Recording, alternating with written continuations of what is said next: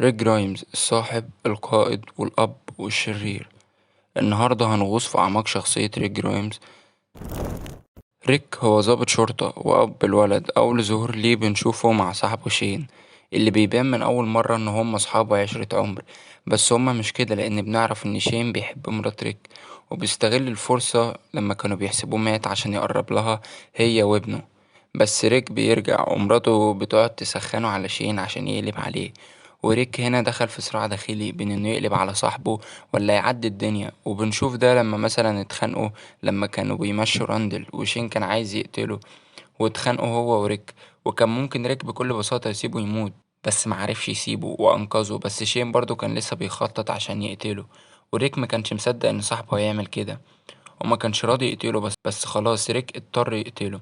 ومن هنا بتتغير شخصية ريك كصاحب، ومن بعدها اتغير كقائد كمان لما قال للجروب بتاعه ان خلاص مفيش ديمقراطية تاني، وان هو بس اللي هياخد القرار واللي مش عاجبه يمشي. وكان عنده حق، لان لما كذا حد بيبقى مسؤول الدنيا بتخرب، زي لما شوفنا ماشين برضو بياخد القرار ويتقسموا وبيحصل خناقات. وطبعا مفيش وقت للكلام ده، احنا في نهاية العالم. وطبعا محدش يقدر يشكك في قدرة شخصية ريك جرايمز كقائد. اقدر اقول عليه من افضل القادة في المسلسلات، لانه كان عارف يحافظ على الاوضاع الداخلية. وده طبعا بعيدا عن الأسباب التانية اللي ممكن يموتوا بيها الجروب بتاعه بسبب الزومبي أو غير كده. هو كان كمان عارف يحافظ عليهم، ودي من أهم الأسباب اللي كان بسببها هو قائد قوي. إنه قوي الشخصية وعنده دايما خطة، عنده كاريزما عالية، دايما بيحفز الناس بالخطابات الحماسية بتاعته. خبرته كمأمور شرطة قبل كده، ودي أهم العوامل اللي نجحته كقائد.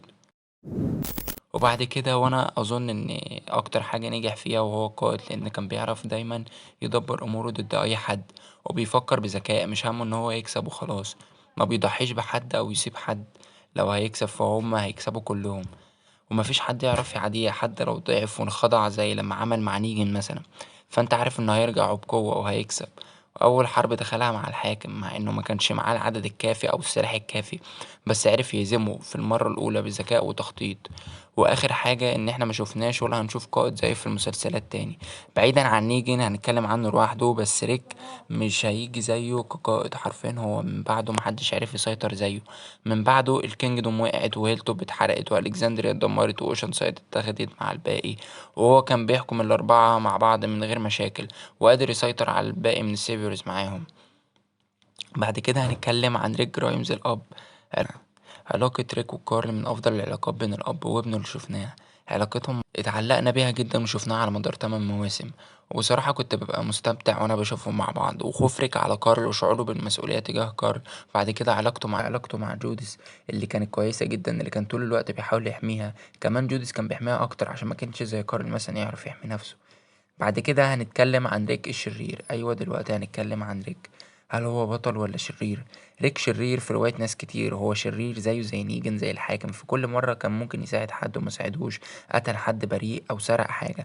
بس ما نقدرش نقول إنه شرير، لأن لو حد انحط مكانه هيختار نفسه ويضحي بأي حاجة، وهيتحول لشرير من غير ما يحس. وده اللي عايز الناس تفهمه، ان ساعات العالم هو اللي بيفرض عليك تبقى شرير. وكمان ريك ما بقاش شرير من فراغ، يعني هو مر بحاجات كتير وساعات اتأذى من مساعدة الناس. وفي النهاية أحب أقول إن ريك بطل، والعالم هو اللي فرض عليه يبقى شرير. ولو عجبكم الفيديو ما تنسوش تعملوا لايك وشير وسبسكرايب.